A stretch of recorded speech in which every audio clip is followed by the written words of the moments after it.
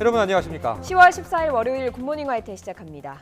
휴일인 어제 정부와 여당, 청와대 고위 관계자들이 모여 검찰 개혁 방안을 논의했습니다. 조국 법무부 장관이 이 논의 내용을 오늘 직접 발표합니다. 하지만 자유한국당은 조 장관 관련 수사를 방해하기 위해서 검찰을 장악하려는 시도라고 반발했습니다. 나연수 기자의 보도입니다. 9차 촛불 집회를 국민의 검찰개혁 최후 통첩으로 해석한 여권은 휴일에 민주당과 정부, 청와대 핵심 인사들이 한데 모여 검찰개혁 방안을 논의했습니다. 이해찬 민주당 대표와 이낙연 국무총리는 물론 조국 법무부 장관도 직접 회의에 참석했습니다. 그 검찰개혁이 지금 뜨거운 의제가 됐습니다. 이런 계기에도 검찰개혁을 이루지 못한다면 대한민국을 위해서도 검찰 자신을 위해서도 불행입니다. 검찰개혁의 방향과 시간이 정해졌지만 가야 할 길은 멉니다. 이번에는 무슨 일이 있더라도 끝을 봐야 합니다. 당정청은 1시간여의 논의 끝에 검찰 특수부 명칭 변경과 권한을 축소하는 데 의견을 모으고 세밀한 개혁 방안은 조국 장관이 직접 발표하기로 했습니다. 특히 조 장관이 개혁안을 구체화하면 곧바로 화요일 국무회의에서 확정해 속전속결로 검찰개혁에 나서겠다는 의지를 분명히 했습니다. 물론 그 안에는 단순하게 그 특별수사부와 관련된 내용뿐만 아니라 지금까지 현장에서 논의됐던 검사 파견 문제 등을 포함한 여러 가지 문제가 함께 담겨진 개정안이 나올 것으로 예상됩니다. 더불어민주당은 이른바 패스트트랙에 오른 검찰개혁 법안은 이번 달 말부터 본회의 상정이 가능하다며 신속한 법안 처리를 야당에 거듭 요청했습니다. 당리 당략을 위해 정쟁으로 국민의 요구를 외면한다면 이는 공당으로서 국민들에게 엄중한 심판을 받게 됩니다. 자유한국당은 그러나 여권이 추진하는 검찰개혁은 조국 장관에 대한 수사 방해이자 가짜 검찰개혁이라며 반발했습니다. 실질적으로 법무부가 모두 틀어지고 권력기관 결국은 검찰을 장악하겠다는 지금 시도를 보이고 있습니다. 9차례 걸친 서초동 집회를 통해 검찰개혁 요구가 확인된 건 분명하지만 역시나 조국 논란이라는 쟁점이 버티고 있어서 당정청의 빨라진 행보에 국회가 입법으로 발을 맞춰줄지는 미지수입니다. YTN 나연수입니다. 지난 2일 시작된 국정감사가 반환점을 돈 가운데 오늘 예정된 국회 국정감사에서도 조국 장관 논란을 둘러싼 여야의 공방이 예상됩니다. 특히 국회 법제사법위의 서울중앙지방법원에 대한 국감에선 조국 법무부 장관 동생의 구속영장 기각을 놓고 여야가 맞붙을 전망입니다. 여당은 검찰의 압수수색 영장과 구속영장 청구가 지나치다며 법원의 견제를 강조할 것으로 보이지만 야당은 법원이 비상식적인 이유로 조국 장관 일가를 비호하고 있다며 공세를 펼 것으로 보입니다. 또 국회 행정안전위의 서울특별시에 대한 국감에선 조 장관 가족 사모펀드 관련 논란과 함께 서초동 촛불 집회와 광화문 보수 집회에 대한 서울시의 대응 등이 쟁점이 될 전망입니다. 검찰 수사가 아직 진행 중이지만 조국 장관의 부인 정경심 교수에 대한 재판 절차는 이번 주에 시작됩니다. 이미 기소된 표창장 위조 혐의와 관련한 재판입니다. 지난 주말 정 교수를 4번째 소환했던 검찰은 한두 차례 더불러 조사한 뒤 구속영장 청구 여부를 결정할 전망입니다. 박서경 기자가 취재했습니다. 조국 장관 가족 가운데 처음으로 법원 심리를 받게 된 인물은 부인 정경심 동양대 교수입니다. 오는 18일 딸의 동양대 표창장을 위조했다는 사문서 위조 혐의에 대한 첫 공판 준비 기일이 열립니다. 피고인 출석 의무가 없어 정 교수가 직접 나오진 않을 것으로 보입니다. 앞서 정 교수 측 변호인단은 검찰이 사건 기록 열람과 복사를 거부해 충분한 준비를 못했다며 기일을 늦춰달라고 요청했습니다. 검찰은 다른 혐의 수사도 있고 증거인멸 등의 우려가 있다며 사건 기록을 공개하지 않았습니다. 아직 날짜가 바뀌지는 않았는데 재판부가 정 교수 측 요청을 받아들인다면 연기될 수도 있습니다. 이와 함께 사모펀드 의혹 키맨인 오촌 조카 조범동 씨 재판 절차도 오는 25일부터 시작됩니다. 본격적인 법정 공방을 앞두고 검찰은 사문서 위조나 사모펀드는 물론 웅동학원과 증거인멸 교사 의혹 등을 파헤치는 데도 힘을 쏟고 있습니다. 각종 의혹의 핵심 인물인 정 교수는 이미 4차례 조사를 받았습니다. 하지만 건강 문제로 일찍 귀가하거나 조사보다는 조서 열람에 많은 시간을 할애했습니다. 이 때문에 검찰은 아직 충분히 조사가 이뤄지진 않았다고 판단해 정 교수를 한두 차례 더 부를 것으로 보입니다. 정 교수 측 변호인 역시 조사가 아직 마무리된 것 같지는 않다며 추가 소환 가능성을 언급했습니다. 추가 조사 이후 검찰은 정 교수에 대한 구속영장 청구 여부 등 신병 처리 방향을 정할 방침입니다. 과잉 수사 비판과 함께 예정보다 수사가 길어진 듯한 모양새에 부담을 안게 된 검찰이 고심 끝에 어떤 결정을 내리게 될지 주목됩니다. YTN 박서경입니다. 문재인 대통령의 국정 수행 지지도가 최근 조사를 거듭할수록 취임 후 최저치를 기록하면서 청와대도 깊은 고민에 빠졌습니다. 조국 장관 거취 논란에다 일본의 수출 규제와 속도를 내지 못하는 비핵화 대화까지 세 가지 악재에서 벗어날 적극적인 타개책이 필요해 보입니다. 신호 기자가 보도합니다. 문재인 대통령이 취임 후 가장 나쁜 국정 수행 성적표를 받았습니다. 리얼미터 지난주 조사에서 긍정평가는 41.4%로 가장 낮았고 부정평가는 56.1%로 제일 높았습니다. 나쁜 평가가 14.7%포인트나 높은 것 역시 취임 이래 최대폭입니다. 지지도 자체도 안 좋지만 대통령의 몇 차례 검찰개혁 메시지에도 불구하고 다양한 의견 속에서도 하나로 모아지는 국민의 뜻은 검찰의 정치적 중립 보장 못지않게 검찰개혁이 시급하고 절실하다는 것입니다. 부정적 평가는 계속 확대되고만 있습니다. 청와대가 상황 관리에 실패하고 있다고도 볼 수 있습니다. 오늘 조국 장관이 발표할 추가 검찰 개혁안에 어떤 내용이 담기느냐가 본인의 거취 논란의 중대 변곡점이 될 수 있습니다.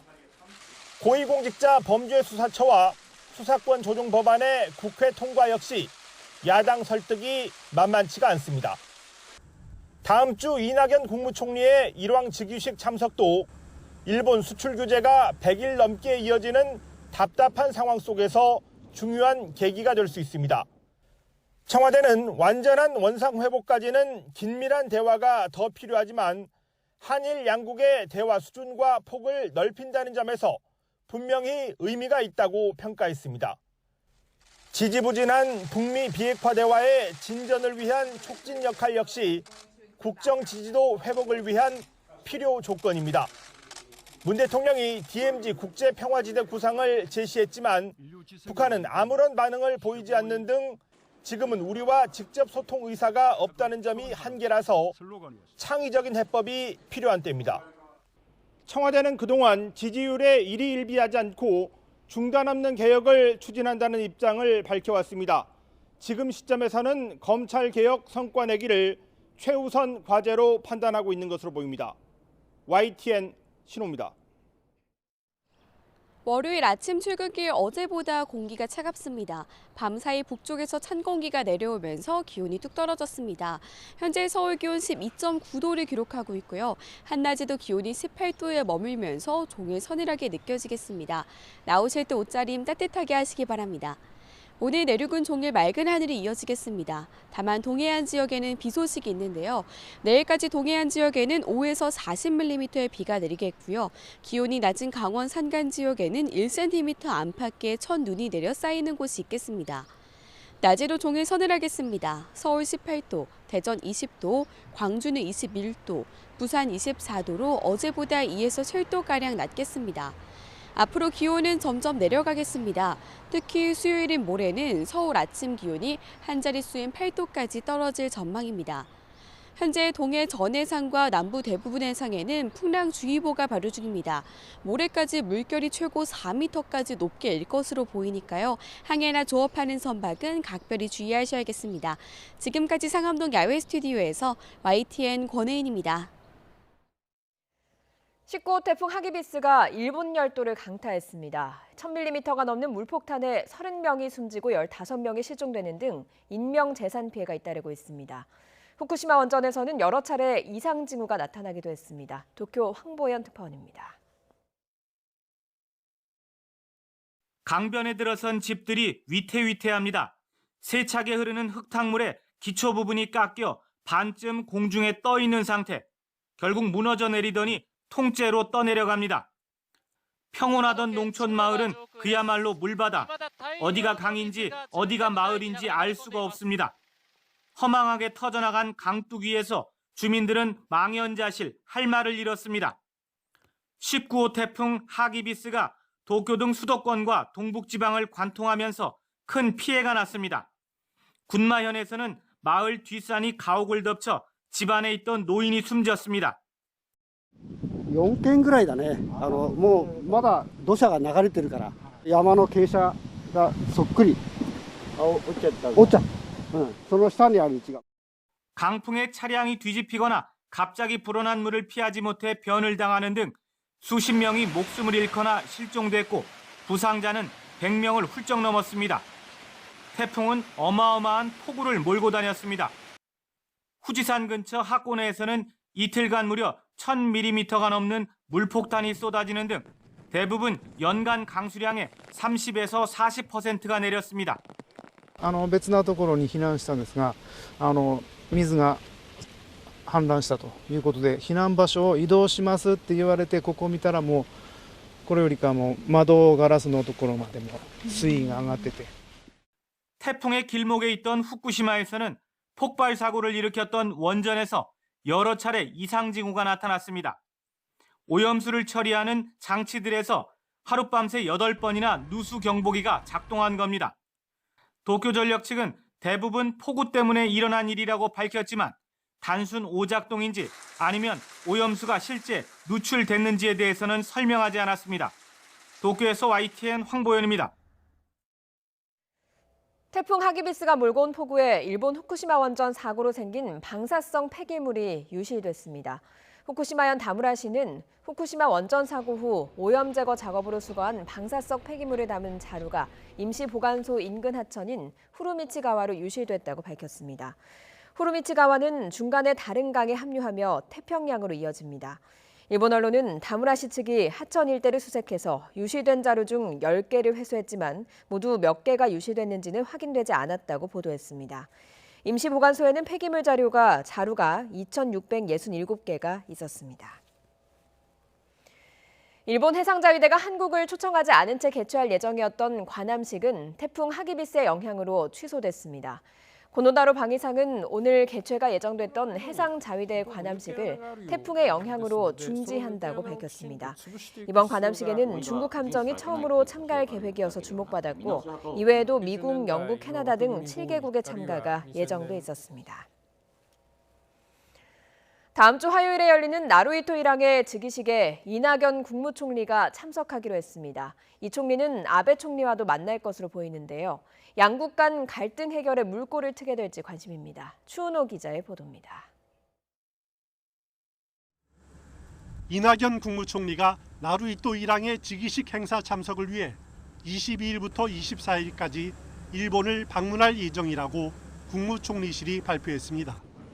이 총리는 22일 오후에 열리는 즉위식과 궁정연회, 23일에는 아베 총리가 주최하는 연회에 참석합니다.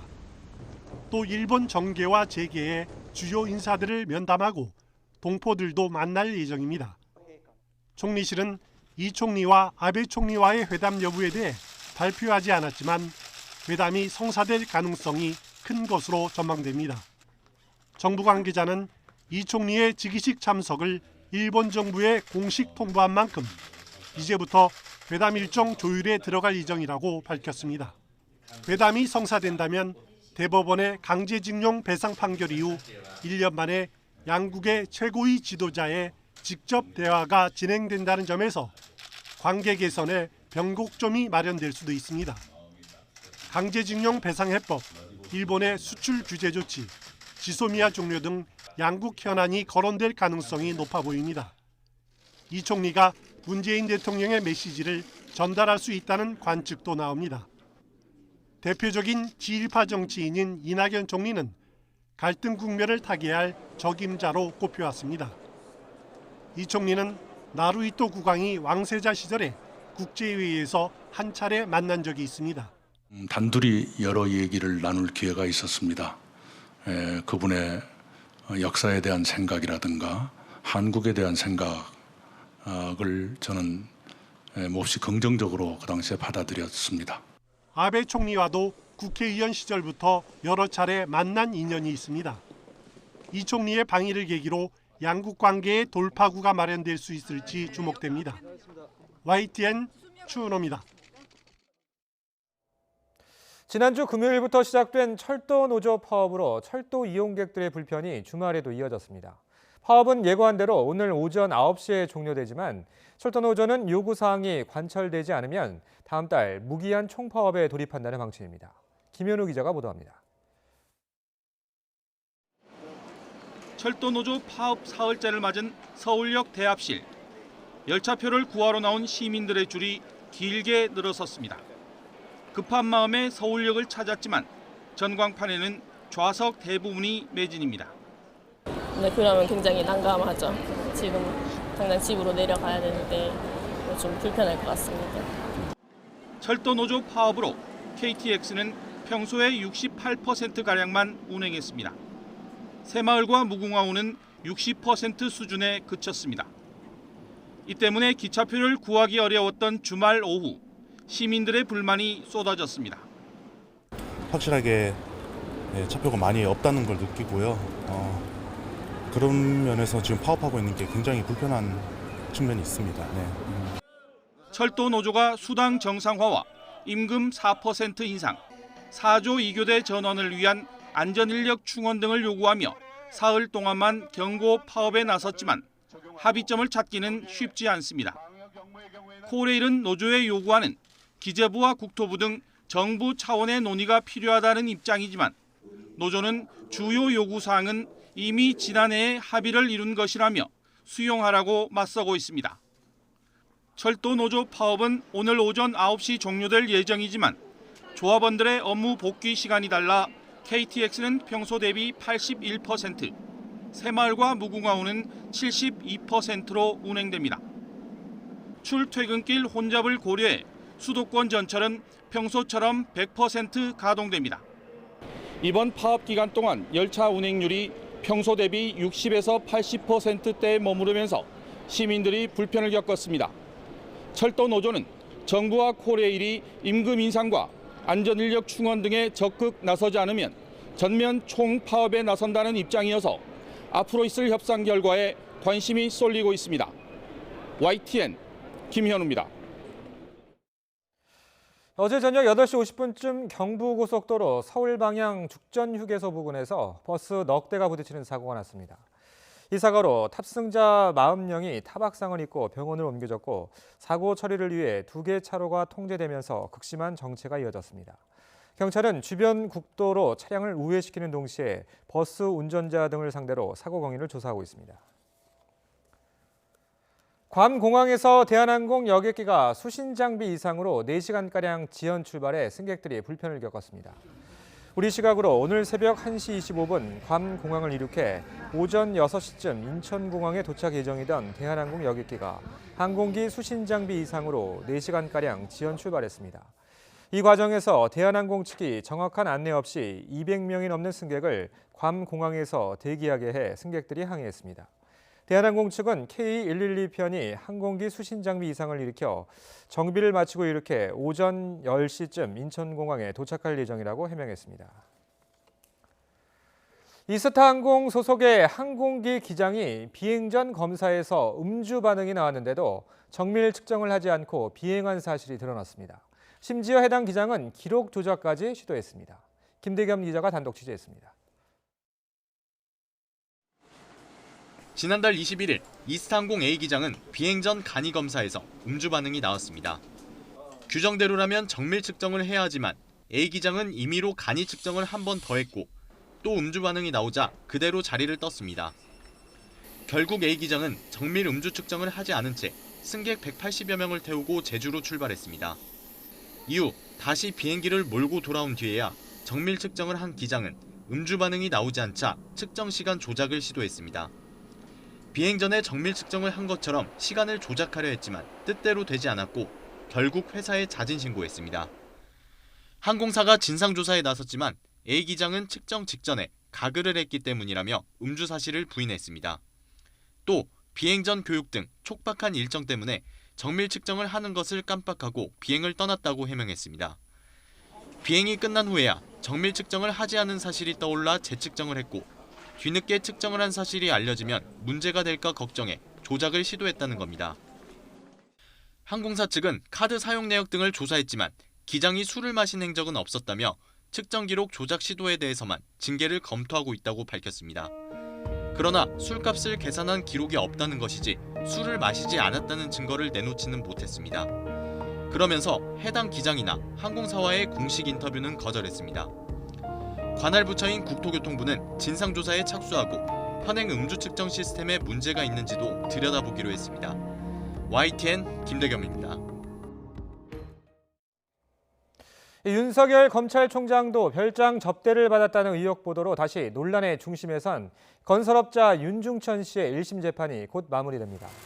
서울중앙지법은 강간치상 등의 혐의로 구속 기소된 윤 씨에 대해 오늘 결심 공판을 진행합니다. 재판에선 검찰 측 구형에 이어 윤 씨 측 변호인의 최후 변론과 윤 씨의 최후 진술이 이어질 것으로 보입니다. 로또 1등에 당첨된 이후 경제적 문제로 갈등을 빚던 동생을 흉기를 휘둘러 살해한 50대가 구속됐습니다. 58살 A씨는 지난 11일 오후 전북 전주시의 한 전통시장에서 술을 마시고 다투다 동생 B씨에게 흉기를 여러 차례 휘둘러 살해한 혐의를 받고 있습니다.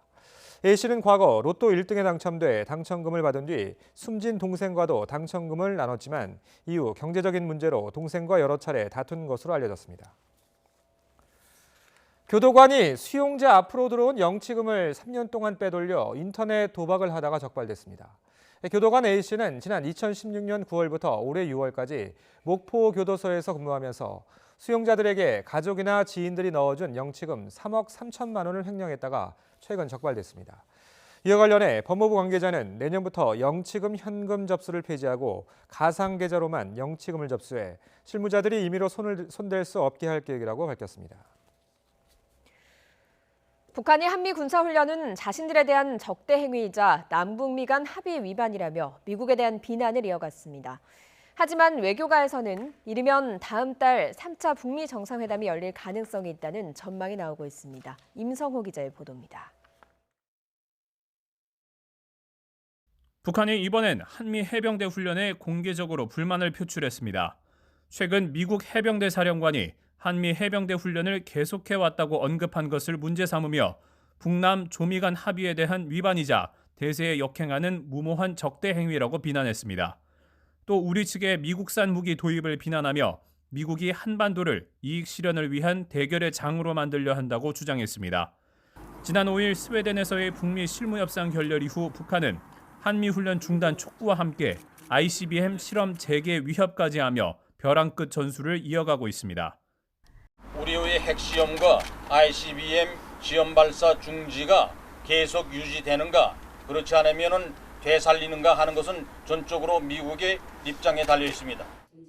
이처럼 북미 간 기싸움이 치열한 상황에서 정세현 민주평통 수석 부의장은 이르면 다음 달 3차 북미 정상회담이 열릴 수 있다는 전망을 내놨습니다.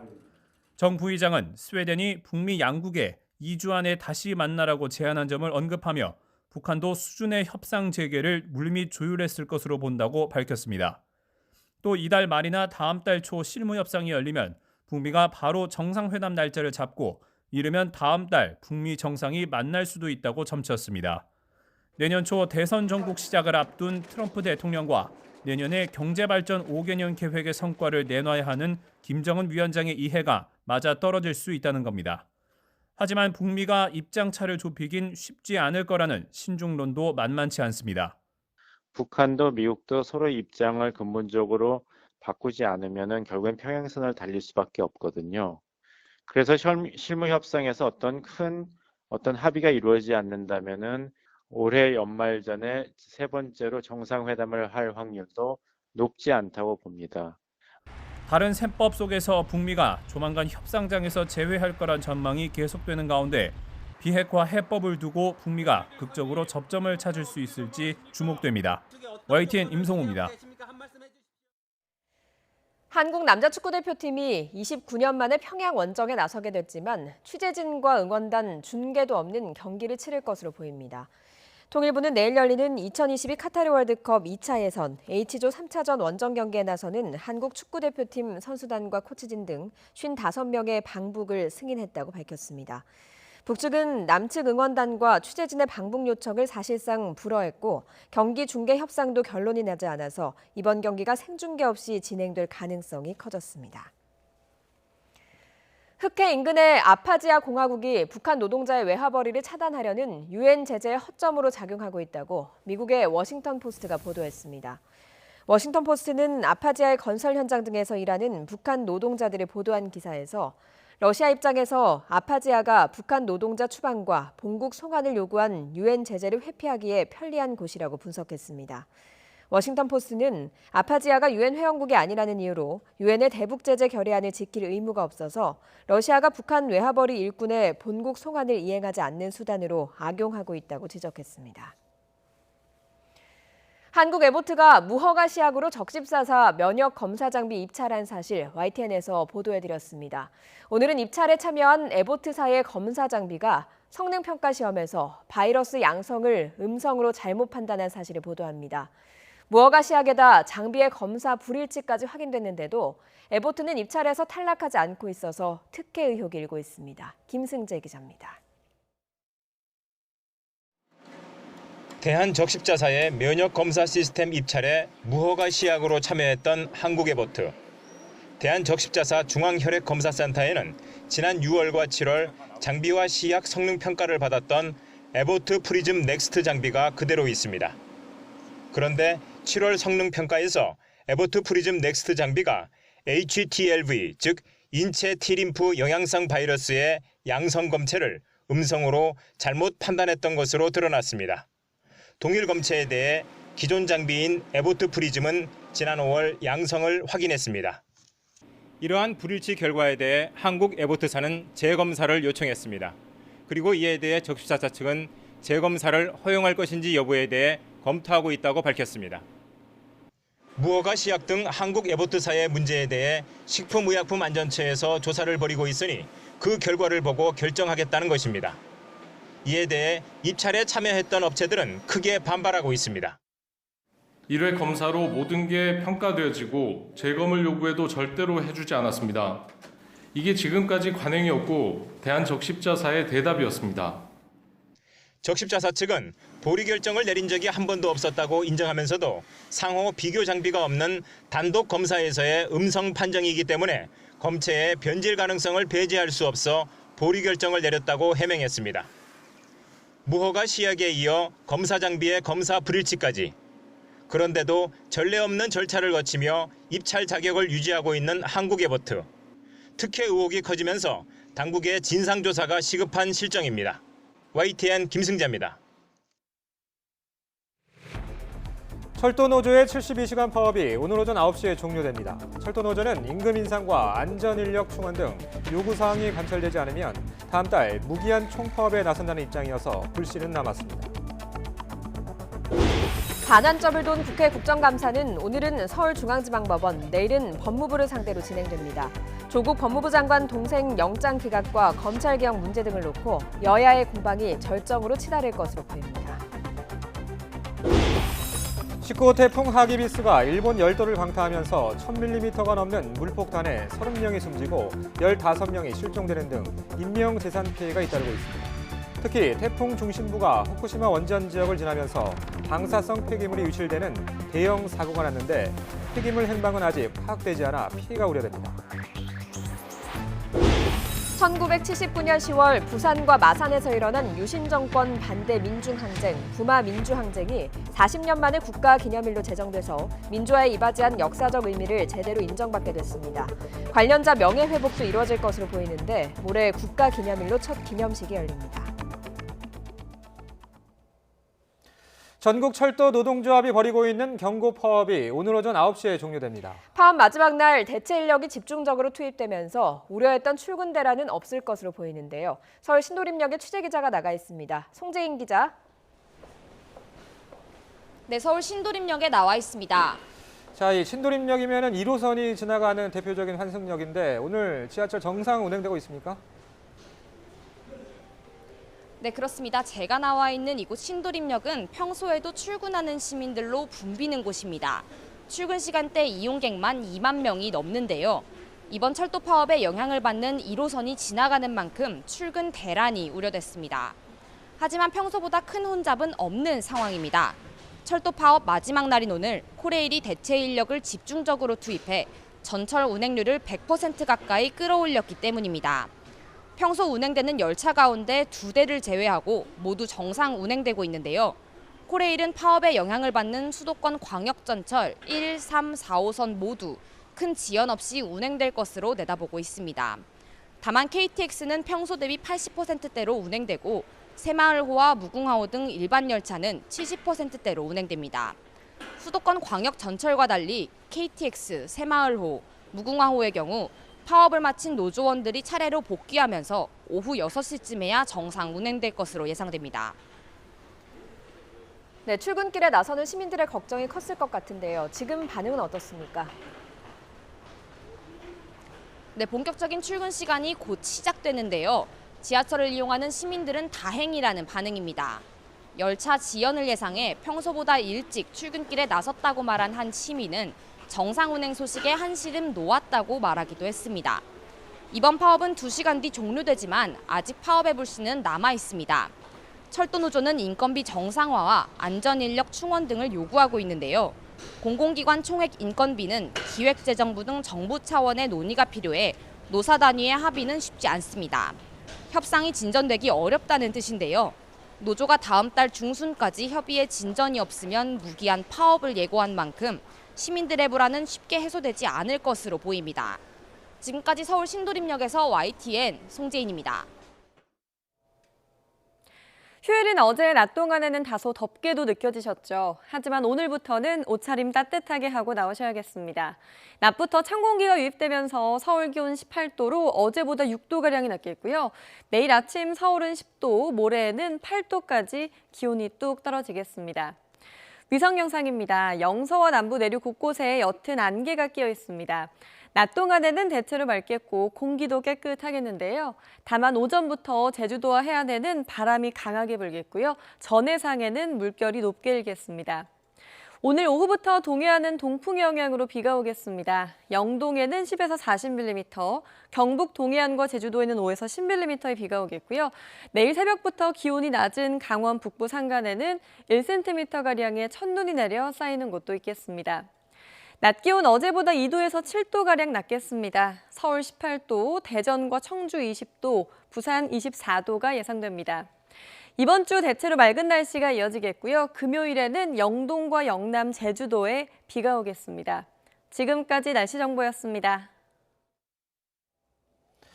조국 법무부 장관이 1차 검찰개혁 방안을 발표한 지 6일 만인 오늘 2차 검찰개혁 방안을 발표합니다. 법무부는 조 장관이 오늘 오전 11시 정부 과천청사 법무부 브리핑실에서 2차 검찰개혁 방안을 발표한다고 밝혔습니다. 오늘 2차 검찰개혁 방안 브리핑에선 인지수사부서인 특수부를 축소하고 명칭을 변경하는 것에 대한 구체적인 방안 등을 발표할 것으로 예상됩니다. 조 장관은 휴일인 어제 국회에서 열린 고위 당정청 협의에 참석했습니다. 이번에는 무슨 일이 있어도 검찰개혁의 끝을 봐야 한다고 강조했습니다. 그러자 자유한국당 나경원 원내대표는 검찰 장악 시도라고 강하게 반발했습니다. 들어보시죠. 검찰개혁의 방향과 시간이 정해졌지만 가야 할 길은 멉니다. 이번에는 무슨 일이 있더라도 끝을 봐야 합니다. 그 검찰개혁이 지금 뜨거운 의제가 됐습니다. 이런 계기에도 검찰개혁을 이루지 못한다면 대한민국을 위해서도 검찰 자신을 위해서도 불행입니다. 정당이 당리 당략을 위해 정쟁으로 국민의 요구를 외면한다면 이는 공당으로서 국민들에게 엄중한 심판을 받게 됩니다. 실질적으로 법무부가 모두 틀어지고 권력기관 결국은 검찰을 장악하겠다는 지금 시도를 보이고 있습니다. 국회 국정감사가 반환점을 돈 가운데 이번 주 조국 장관을 둘러싼 여야 공방이 절정에 달할 전망입니다. 당장 오늘 서울중앙지법 국감에 이어서 내일은 법무부 국감이라 난타전이 예상됩니다. 우철희 기자가 취재했습니다. 서울중앙지검 국정감사에서 조국 장관 일가 수사를 놓고 여야는 그야말로 혈투를 벌였습니다. 가족 사기단의 수괴를 장관이 임명하고 파렴치하고 철면피한 도둑이 도둑 잡아라 하는 격 아닌가 생각. 가족 사기단의 수괴다. 이 표현은 좀 지나친 거 아니겠습니까? 굉장히 모욕적이고요. 인신공격적입니다. 이후 검찰이 청구한 조국 장관 동생에 대한 구속영장이 기각되면서 여야의 신경전은 더욱 날카로워졌습니다. 김진태 의원은 조국 장관 동생에 대한 구속영장을 기각한 판사에 대해 좌익 판사라고 주장하는 망언을 퍼부었습니다. 한마디로 비정상의 극치입니다. 문재인 대통령과 이 정권의 사법부 장악과 겁박이 이런 비상식적 상황을 이에 따라 당장 서울중앙지법 국감에서는 조국 장관 동생의 영장 기각을 두고 여야가 다시 한번 맞붙을 것으로 보입니다. 여야 대치는 조국 장관이 직접 나오는 법무부 국감에서 절정에 달할 것으로 전망됩니다. 여당은 검찰 개혁의 필요성을 강조한다는 계획이지만 야당은 조국 장관을 상대로 그간 제기된 의혹 전반에 대한 집중 포화를 벼르고 있습니다. 유력 정치인 아들 김모근의 포스터요. 조국 장관 딸은 논문이지만 이건 포스터니 논문이 아니다라는 변명도 있었는데요. 그렇게 이야기한 분은 불조심 포스터를 연상했는지 모르겠는데 포스터는 논문의 전 단계이기. 조로남불, 황제 인턴, 먹튀장학금, 문서 위조 학과, 사익인권법센터, 인턴 예정 증명서, 물반 고기반 촛불 집회. 이게 다 서울대와 연관돼서 나온 신조어 인기어입니다. 앞서 서울대에서 맞붙었던 교육위의 부산대와 경남교육청 국감 역시 관심을 끌고 있습니다. 조국 장관 딸의 부산대 의학전문대학원 입학과 장학금 특혜 논란을 두고 난타전이 예상됩니다. 이 밖에 KBS 국감에서는 유시민 노무현 재단 이사장과 KBS 간에 벌어진 김경록 씨 인터뷰 논란과 관련해 공방이 이어질 것으로 보입니다. YTN 우철입니다. 자유한국당 나경원 원내대표는 국정감사 종료 뒤에 검찰의 패스트트랙 수사에 응하겠다고 밝혔습니다. 나 원내대표는 국회에서 기자들과 만나 국감 기간에는 원내대표로서 총괄해야 하는 부분이 있다면서 이같이 말했습니다. 그러면서 패스트트랙은 문희상 국회의장의 불법 사보임이 근본 원인이기 때문에 법적 책임을 질 이유는 없고 정당한 행위였다고 주장했습니다. 윤석열 검찰총장도 별장 접대를 받았다는 진술을 검찰이 수사하지 않고 덮었다는 보도와 관련된 의혹은 접대 당사자로 지목된 윤중천 씨마저 부인하면서 사실과 다른 것으로 확인되고 있습니다. 윤 총장이 언론사 기자를 고소했고 김학의 사건 진상조사를 맡았던 관계자들도 사실이 아니라고 밝히고 있지만 해당 보도를 둘러싼 정치적인 논란은 남아 있습니다. 조성호 기자입니다. 윤석열 검찰총장은 윤중천 씨 별장에서 접대를 받았다는 의혹이 언급된 보도에 대해 즉각 법적 대응에 나섰습니다. 한겨레 20일 기자 등을 명예훼손 혐의로 고소한 겁니다. 하지만 검찰총장이 개인 자격으로라도 기자를 고소한 것은 지나치다는 지적도 나옵니다. 권력기관장에 대한 언론의 견제까지 위축할 수 있기 때문입니다. 그런데도 강경 대응에 나선 것은 보도 과정을 확인하기 위해서란 분석입니다. 한겨레 21은 김학의 사건 재수사 과정을 잘 아는 복수의 핵심 관계자를 취재원이라고 밝혔는데 수사 과정에서 누가 보도에 관여했는지 밝혀질 수 있다는 겁니다. 대검찰청 진상조사단원으로 김학의 사건 재조사에 참여했던 박준영 변호사는 윤 총장에 대한 수사를 권고할 근거는 없었다면서 조사단 내부에서 정치적 의도를 갖고 언론에 제보했을 가능성을 주장했습니다. 정치적 이해관계 때문에 이 보도를 흘린 사람, 그리고 이 보도에 동조해서 취재한 사람들은 이해관계, 정치적 이해관계가 있다고 생각합니다. 조사단 총괄팀장이던 김영희 변호사와 조사 결과를 심의한 김용민 변호사도 보도 내용이 사실과 다르다고 밝혔습니다. 다만 김학의 사건 재조사에 관여한 인물들이 관련 내용을 유출했을 가능성은 일축했습니다. 조국 장관도 민정수석 시절 윤 총장을 검증해 의혹이 사실무근이라고 판단했다고 밝힌 데 이어 윤중천 씨마저 면담 보고서에 윤 총장 이름이 남은 것은 소통 착오로 보인다고 밝히면서 보도 내용이 사실인지를 둘러싼 의혹은 일단락되고 있습니다. 하지만 조 장관 관련 수사를 진두지휘하는 윤 총장에 대한 여론이 반으로 갈린 상황에서 보도 경위와 배경을 둘러싼 정치적 논란만은 계속 남아있는 모양새입니다. YTN 조성호입니다. 전 남편을 살해하고 시신을 유기한 혐의로 기소된 고유정에 대한 5차 공판이 오늘 열립니다. 이번 공판에서는 고유정 측에서 요청한 정형외과 의사가 출석해서 고유정이 사건 직후 치료한 손에 대한 증인 신문이 이어질 예정입니다. 고유정 측은 손 상처를 근거로 사건 당일 우발적 범행임을 주장할 것으로 보입니다. 이에 맞서 검찰 측은 법의학 교수를 증인으로 내세울 예정입니다. 몇 년 전 로또 1층에 당첨돼서 형제들에게 당첨금을 나눠주기도 했던 형이 돈 문제로 동생을 살해해서 구속됐습니다. 이성우 기자의 보도입니다. 58살 A씨가 로또 1등에 당첨된 건 10여 년 전. 당시 A씨는 세금을 떼고 당첨금 8억여 원을 받았습니다. 당첨금을 받은 A씨는 형제들에게 돈 일부를 나눠줬고 그 가운데 48살 B씨는 형이 준 돈을 보태 집을 산 것으로 알려졌습니다. 남은 돈으로 정읍에 식당을 연 A씨는 처음에는 장사가 잘 됐지만 시간이 지날수록 적자에 허덕인 것으로 전해졌습니다. 이후 동생 B씨 집을 담보로 은행에서 돈을 빌렸는데 담보로 잡은 집이 과거 A씨가 당첨금 일부를 줘 구매한 집이었습니다. 하지만 A씨의 식당 경영은 나아지지 않았고 대출 이자를 내지 못할 정도로 어려움을 겪었던 것으로 알려졌습니다. 이후 동생과 다툼이 잦아졌고 사건 당일에도 동생과 통화하다 말다툼을 벌인 A씨는 동생이 있던 전통시장에 찾아가 흉기를 휘둘렀고 동생은 결국 숨졌습니다. 대출금에 대한 금융이자가 좀 밀리다 보니까 동생이 좀 이렇게 형님 참지 못할 얘기를 한 것 같아요. 그 울분을 못 참고. 침몰한 어선 한 척이 크레인에 의해 육상으로 인양되고 있습니다. 오전 6시쯤 강원도 양양군 낙산항에 정박 중이던 연안 어선이 너울성 파도에 침몰했습니다.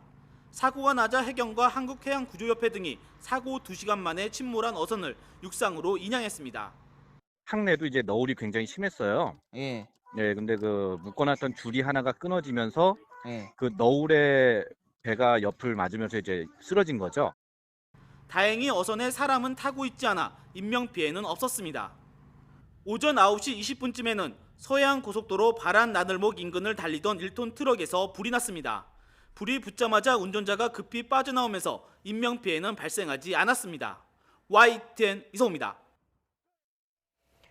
오늘 새벽 서울 인사동 골목길의 음식점에서 불이 나 옆 호텔의 투숙객 등 10여 명이 대피했습니다. 사건 사고 소식 김주영 기자가 종합했습니다.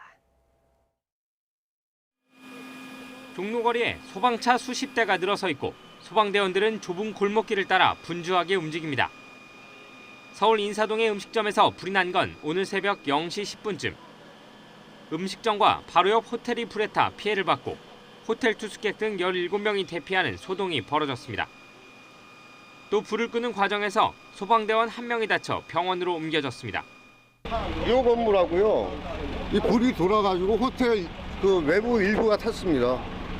경찰과 소방당국은 음식물을 조리하다 불이 났을 가능성이 큰 것으로 보고 있습니다. 괌공항 대기실에서 탑승객 200여 명이 사실상 노숙을 하고 있습니다. 오늘 새벽 1시 25분 괌을 떠나 인천공항으로 향해야 했던 대한항공 여객기가 갑작스러운 고장으로 출발하지 못했기 때문입니다. 항공기의 수신 장비에 문제가 생긴 것으로 알려진 가운데 승객들은 항공사 측이 불성실하게 대응했다며 불만을 토로하기도 했습니다. 어제 저녁 8시 50분쯤에는 경부고속도로 서울 방향 죽전휴게소 부근에서 버스 넉 대가 부딪히는 사고가 났습니다. 운전자와 승객 등 40여 명이 타박상을 입어 병원으로 옮겨졌고 2개 차로가 통제되면서 극심한 정체가 이어지기도 했습니다. YTN 김주영입니다. 제19 태풍 하기비스가 일본 열도를 강타하면서 30명이 숨지고 15명이 실종됐다고 NHK가 보도했습니다. 또 부상자는 177명으로 집계됐다고 전했습니다. 집계가 계속 진행 중이어서 사망자나 실종자 수는 늘어날 가능성이 있어 보입니다. 태풍 하기비스는 폭우를 동반했으며 수도권과 도쿠 지방이 큰 피해를 봤습니다. 이처럼 초강력 태풍 하기비스가 일본 열도를 강타하면서 결국 우려했던 일이 벌어졌습니다. 태풍 중심부가 후쿠시마 원전 지역을 지나가면서 방사성 폐기물이 유실됐습니다. 유실된 방사성 폐기물의 행방도 파악하지 못하는 상태입니다. 김상우 기자가 보도합니다. 방사성 폐기물 유실 사고가 발생한 곳은 후쿠시마현 다무라시입니다. 다무라시 측은 방사성 폐기물 임시 보관소에 있던 폐기물 자루가 인근 하천인 후르미치 가와로 유실됐다고 밝혔습니다. 초강력 태풍 하기비스의 영향으로 엄청난 양의 비가 내리면서 보관소에 있던 방사성 폐기물 자루가 수로를 타고 강으로 흘러들어간 것입니다. 후르미치 가와는 중간에 다른 강에 합류하며 태평양으로 이어집니다. 폐기물 자루는 모두 약 2,700개, 이 가운데 모두 몇 개가 유실됐는지, 유실된 폐기물의 양은 얼마나 되는지 다무라시 측은 아직 파악하지 못하고 있습니다. 자루에는 원전 사고 후 오염 제거 작업에서 수거한 풀이나 나무 등이 들어있으며 자루 한 개당 무게는 수백 킬로그램에서 1.3톤에 달합니다. 폐기물은 일련 번호와 함께 내용물을 기록해 놓은 상태. 그러나 가림막을 설치하는 등의 태풍에 대비한 유실 대비가 약했다고 일본 언론은 전했습니다. 다무라시 측은 하천 일대를 긴급 수색해서 유실된 자루 중 일부만 회수하는 데 그쳐 대책 마련에 고심하고 있습니다. 회수한 방사성 폐기물 자루에서는 내용물이 밖으로 나오지 않았다고 시 측은 설명했습니다. 요미우리 신문은 이와 관련해서 이 폐기물의 공간 방사선량이 시간당 1마이크로시버트 이하라고 보도했습니다. 흉부 액선 촬영 시에는 보통 50마이크로시버트 노출됩니다. 후쿠시마 원전 사고 폐기물이 하천으로 유출된 것은 이번이 처음이 아닙니다. 지난 2015년 9월 동일본 지역에 폭우가 내렸을 때도 유출되는 일이 발생한 바 있습니다. YTN 김상호입니다. 이낙연 국무총리가 오는 22일에 열리는 나루히토 일왕의 즉위식에 참석하기 위해서 2박 3일 일정으로 일본을 방문합니다. 총리실은 이 총리가 나루히토 천황 즉위식 행사 참석을 위해 22일부터 24일까지 일본을 방문할 예정이라고 발표했습니다. 이 총리는 20일 열리는 즉위식과 공정연회, 23일에는 아베 총리가 주최하는 연회에 참석하며 일본의 정계와 재계 주요 인사 면담, 동포대표 초청 간담회 일정 등을 진행할 예정이라고 총리실은 전했습니다. 더불어민주당 박찬대 원내대변인은 이 총리가 한일 관계의 미래지향적 개선을 위해 좋은 결과를 가져오길 바란다며 역사 인식 문제에 대해선 중장기적으로 노력하고 경제 문제는 조속히 해결해야 한다고 말했습니다. 자유한국당 김정재 원내대변인은 최악의 한일 갈등을 풀 수 있는 계기가 되길 바란다면서도 늦어도 한참 늦은 외교 정상화 노력이 이미 깊이 파인 양국 감정의 골을 해소할 수 있을지 의문이라고 지적했습니다.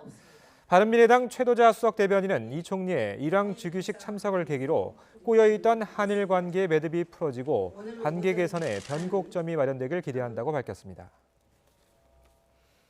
1979년 10월 부산과 마산에서는 유신 정권을 반대하는 민중들의 항쟁이 들불처럼 일어났습니다.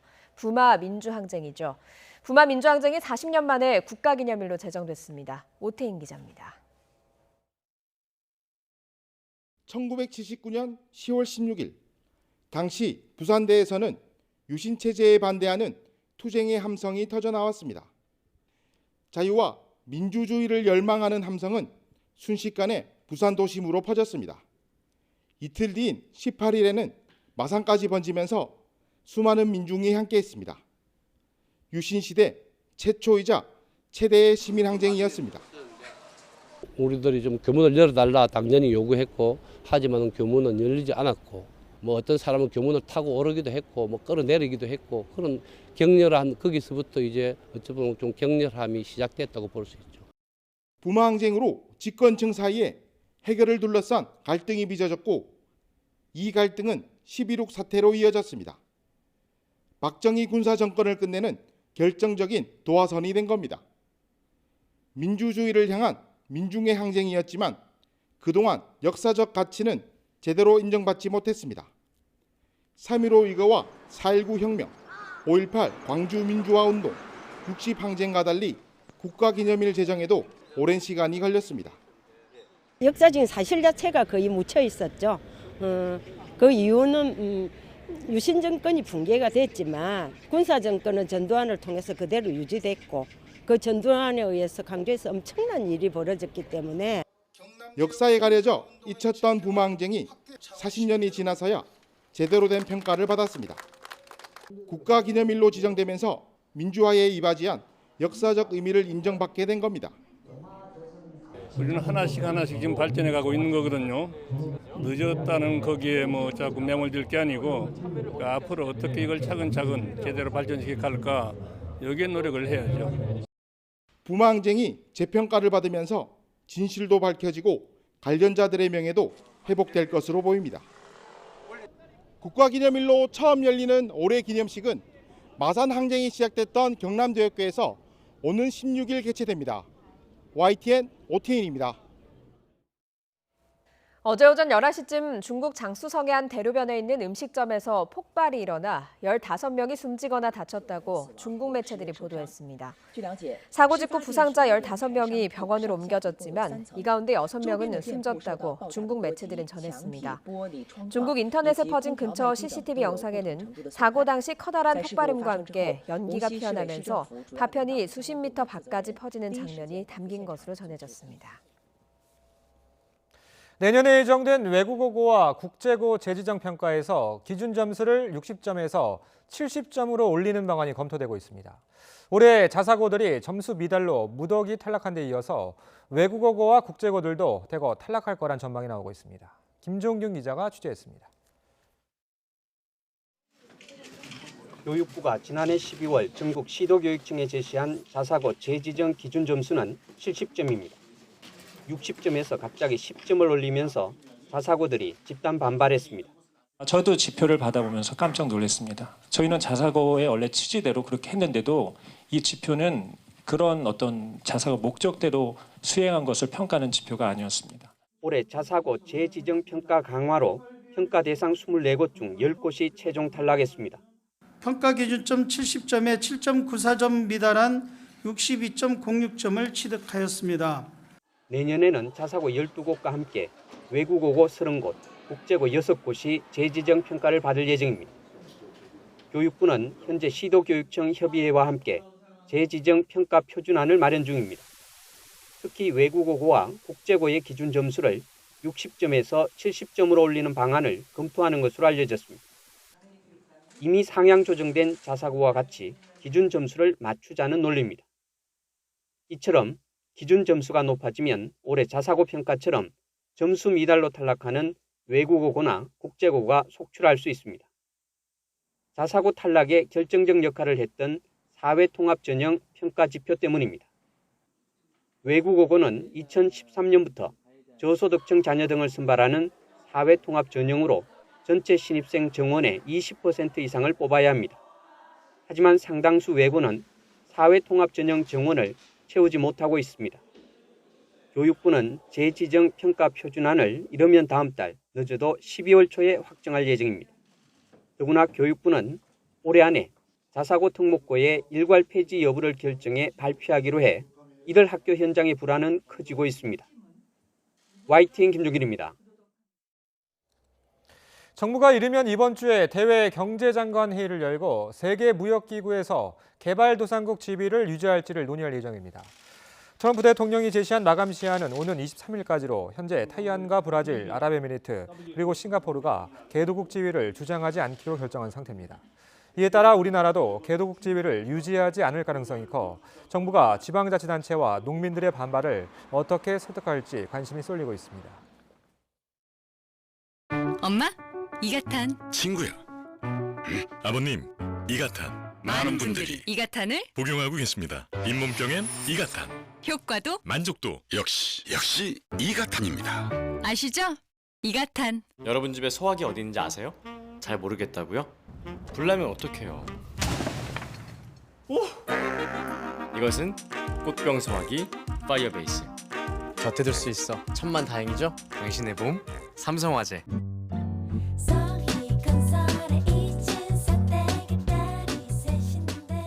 서희건설 지역주택조합 잘하는 거 아시죠?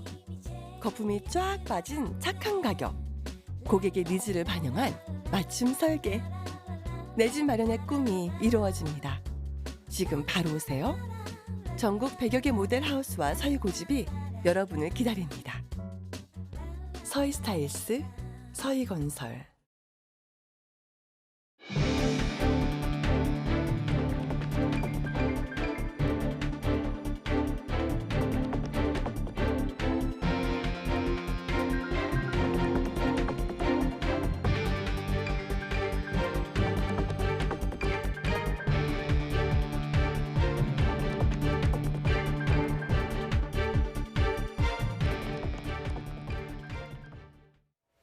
월드컵 예선 남북 대결을 벌이는 축구대표팀이 오늘 베이징을 거쳐서 평양에 입성합니다. 남자 경기로는 29년 만에 평양 원정입니다. 대표팀은 대한민국을 강조하기 위해서 특별 제작한 단체복을 입고 평양 땅을 밟습니다. 김재영 기자입니다. 평양 원정에 나서는 축구대표팀은 인천공항에 나온 팬들의 뜨거운 환송을 받았습니다. 선수단은 물론 정몽규 회장을 포함한 임원진까지 모두가 똑같은 복장으로 출국길에 올랐습니다. 가슴엔 태극기, 등에는 대한민국의 영문국호를 새겼는데 기존엔 볼 수 없던 것들입니다. 축구협회는 평양 원정에 맞춰 기존 단체복에 태극기와 코리아를 새겨 넣었다고 설명했습니다. 어려운 부분도 있겠지만 그라운드나 여러 가지로 그런 거 변수를 잘 감안해서 저희 선수들 하나가 돼서 좋은 결과 가져오도록 노력하겠습니다. 일방적 응원과 인조잔디 경기장 등 변수가 많은 평양 원정은 경기 외적으로도 조심해야 할 부분이 많습니다. 유엔의 대북 제재로 휴대전화나 태블릿 PC 등의 북한 반입이 금지되며 경기복과 훈련복 등 가져간 개인 물품은 빠짐없이 가지고 나와야 합니다. 미국 상표인 대표팀의 유니폼 역시 경기 후 북한 선수들과 교환해선 안 됩니다. 책도 안 된다고 하더라고요. 그래가지고 이제 잘 된 것 같아요. 오히려 선수들끼리 얘기할 시간도 좀 더 많이 생긴 것 같고 오히려 잘 됐다고 생각하고 또 좋게 받아들여서 잘 다녀와야죠. 대표팀은 주 베이징 북한 대사관에서 비자를 받은 뒤 월요일 고려 항공편으로 평양에 입성합니다. 취재진과 응원단의 방북이 무산된 가운데 지상파 방송의 중계방송 역시 북한과 막판 협상이 진행되고 있지만 가능성은 크지 않습니다. YTN 김재영입니다. 프로야구 SK와 키움이 오전 3선승제로 치러지는 플레이오프에서 맞붙습니다. 오늘 1차전이 열리는데요. 지난해에 이어 또다시 플레이오프에서 만난 두 팀, 올해도 명승부를 예고하고 있습니다. 김상익 기자입니다. SK와 키움이 2년 연속 플레이오프에서 만났습니다. 지난해 드라마 같은 5차전 승부는 야구 팬들 기억에 아직도 선명하게 남아 있습니다. 9회 초 넥센 박병호의 동점 3런 홈런에 이은 연장 10회 역전, 그리고 반격에 나선 SK 김강민의 동점 홈런과 한동민의 극적인 끝내기 홈런. 1차전 선발로 SK가 김광현을, 키움이 부리검을 예고한 것도 지난해와 판박입니다. SK는 어게인 2018년을, 키움은 새 역사 2019년을 자신하고 있습니다. 시합 준비 기간 동안 되게 분위기 좋게 잘 연습해왔는데 그 분위기 계속 이어서 플레이오프 때도 꼭 이기겠냐고 하게끔 최선을 다하겠습니다. 준 플레이오프를 치르면서 저희 히어로즈가 보여줬던 모습을 가지고 이번 플레이오프에서도 꼭 승리를 해서 작년의 아쉬움을 서력할 수 있는 그런 경기를 할 수 있도록 노력하겠습니다. 넥센 시절 감독과 운영팀장으로 호흡을 맞춰 서로를 너무도 잘하는 두 팀 감독은 발톱을 숨긴 채 덕담을 주고받았습니다. 정말 어떤 좋은 게임을 하고 있고 또 어떤 키움이라는 팀을 한 단계 더 단단하게 만들어가는 모습들이 정말 좋았고 정말 철저하시고 완벽하시고 그리고 야구에 대한 열정 대단하신 분이십니다. 앞으로도 또 경기 치르면서 많은 걸 배워가겠습니다. 몇 차전에서 끝날 것 같냐는 질문에는 하나같이 4차전이라고 답했습니다. LG를 상대로 매경기 짜릿한 승리를 거두고 플레이오프에 진출한 키움과 여유 있게 휴식을 취하며 힘을 비축한 SK. 시즌 상대 전적 8승 8패의 백중세만큼 올 시즌 플레이오프도 박빙의 명승부가 기대됩니다. YTN 김사익입니다. 남자 프로배구 우리카드가 펠리페 활약을 앞세워 삼성화재를 완파하고 시즌 첫 경기를 승리로 장식했습니다. 우리카드는 대전에서 열린 V리그 남자부 1라운드 첫 경기에서 펠리페가 23점, 나경복과 이수왕이 나란히 10점을 올린 데 힘입어 삼성화재를 세트스코어 3대 0으로 완파했습니다.